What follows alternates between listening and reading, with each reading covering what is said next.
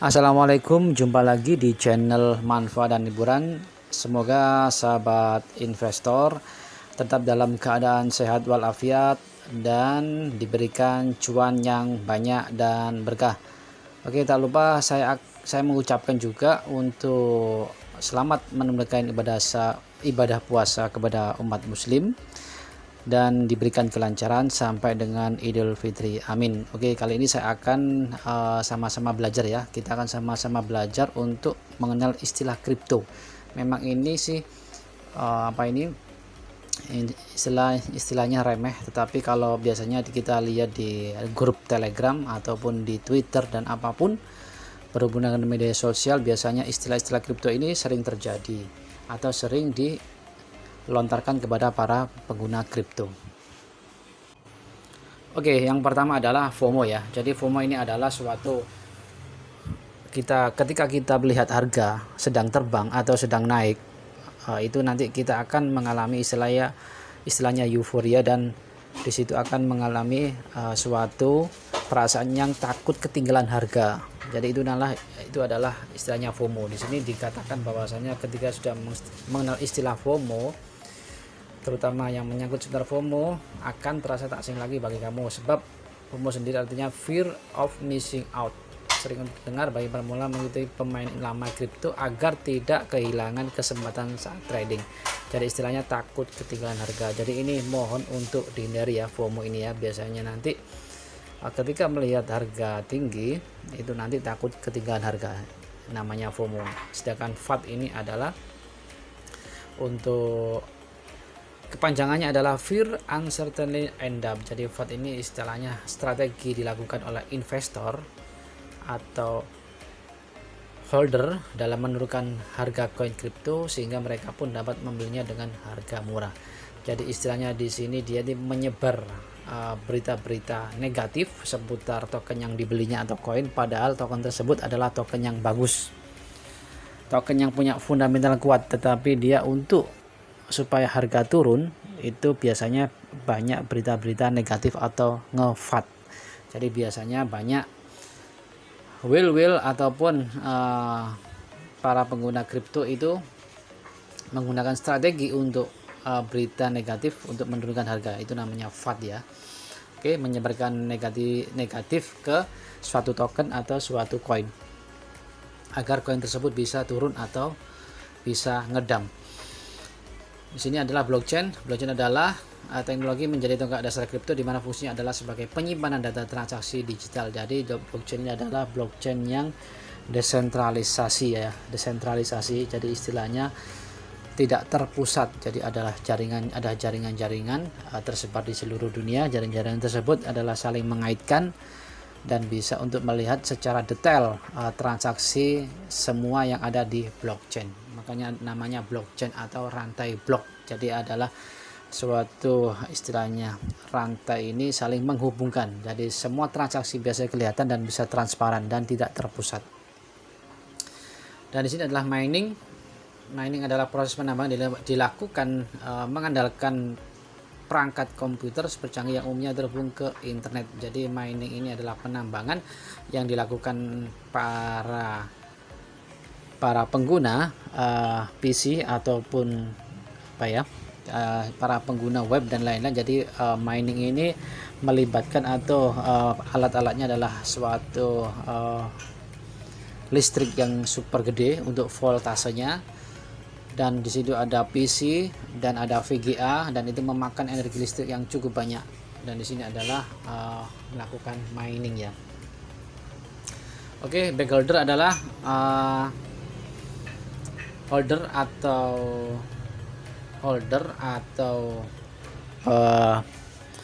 pengguna, atau istilahnya holder ini investor ya, investor yang biasanya ada yang kecil ada yang besar, itu namanya backholder. Tidak mengetahui akan artinya backholder. Jadi di sini penggambaran tersebut serupa dengan pasar saham, di mana berarti memperlihatkan kondisi trader yang gagal setelah terjadinya pump and dump. Jadi istilah semacam holder juga, tapi ini cukup luas untuk ininya ya. Di sini ada altcoin. Jadi altcoin adalah koin atau token yang di luar Bitcoin, itu namanya altcoin ya. Jadi holder ini hold of on for dear life. Jadi holder ini adalah pemegang, investor atau trader, itu namanya holder ya. Tapi biasanya holder ini jangka waktu yang lebih lama. Hold, memegang, atau menginvestkan atau memegang koin atau token tersebut.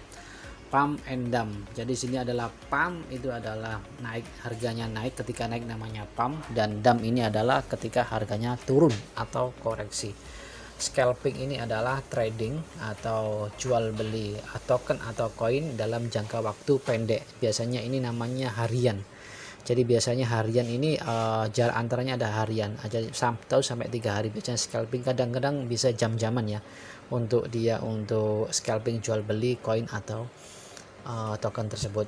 Whale ini namanya holder yang sangat skala besar, atau istilahnya paus, istilahnya institusi. Bisa juga institusi mempunyai koin atau holder yang banyak, atau mempunyai cukup nilai unit koin atau token yang banyak sekali. Alright, di sini adalah ini adalah pemegang yang biasanya menjual koin terlalu dini sebelum harga tren naik. Jadi di sini adalah ini istilahnya ini ya, ketika investor mengambil keputusan yang salah saat trading, misalnya dengan menjual koin terlalu dini sebelum tren harga naik, atau ditujukan pada investor yang mengalami kerugian besar. Jadi ada dua istilah, tetapi biasanya di sini dari para pengguna atau para pengguna kripto yang biasanya dia mengeluarkan kata-kata di website ataupun di Twitter, itu juga namanya ini ya. Sini biasanya ditujukan pada investor yang mengalami kerugian yang banyak, no coiner, tidak punya koin. Jadi di sini adalah orang yang tidak punya koin, trader yang mengejek trader lain ya, yang tidak mempunyai koin. Cryptocious. Jadi cryptocious ini adalah fanatik terhadap kripto. Jadi hindari dengan istilahnya fanatik dengan satu kripto atau satu koin atau satu token. Contohnya kadang-kadang kita sering melihat untuk Shiba Inu, ada yang istilahnya fanatik dengan Shiba Inu, bahwasanya di sini bisa untuk mencapai $100 per Shiba atau $1 per Shiba. Memang koin atau token itu bisa untuk naik seperti itu, tetapi kita lihat juga dari marketnya ya, atau market capnya dari Bitcoin atau Ethereum. Di situ masuk akal nggak kira-kira bisa untuk $1 atau $100 di harga koin Shiba Inu. Dan hindari untuk selalu untuk fanatik ke satu token ya. Jadi memang menghindari supaya kita tidak terlena dengan satu token tersebut. Bearish dan bullish. Bearish ini adalah sama dengan pump and dump ya. Jadi bearish ini adalah masa-masa masa-masa waktu downtrend atau koreksi atau turun. Kalau bullish ini masa-masa untuk kenaikan harga. Biasanya bearish dan bullish ini, masa-masa bearish dan bullish ini adalah masa-masa interval dalam kurun waktu dalam bulan atau kuartal, atau Q1, Q2, kuartal 1, kuartal 2, biasanya seperti itu. Dan staking adalah memvalidasi transaksi ataupun segala aktivitas yang berkaitan dengan atas sistem blockchain. Jadi staking adalah memvalidasi token tersebut untuk mendapatkan token tersebut atau mendapatkan imbalan dengan token yang lain, tergantung dari developer lainnya. DEP itu adalah ini ya, decentralized application. DEP sendiri tepatnya adalah aplikasi terdesentralisasi yang basisnya menggunakan sistem komputer terdistribusi dalam jaringan blockchain. Jadi biasanya web ini istilahnya DEP ini adalah web yang ada di wallet, entah itu di wallet Trust Wallet ataupun di wallet MetaMask. Dan di situ ada DEP dari desentralisasi application ya. To the moon istilahnya ini menggambarkan aset yang sedang naik, bahkan mencapai posisi yang puncak. To the moon. Depresiasi adalah kondisi di mana terjadinya penurunan harga koin. Koreksi sama dengan dump maupun bearish ya. Bearish itu adalah masa istilahnya lebih ke ini ya, lebih ke semua koin atau semua kripto, tapi kalau koreksi atau dump ini lebih ke satu token tersebut atau koin tersebut ya. Dior, nah ini ya Dior, biasanya semua para YouTuber atau para istilahnya para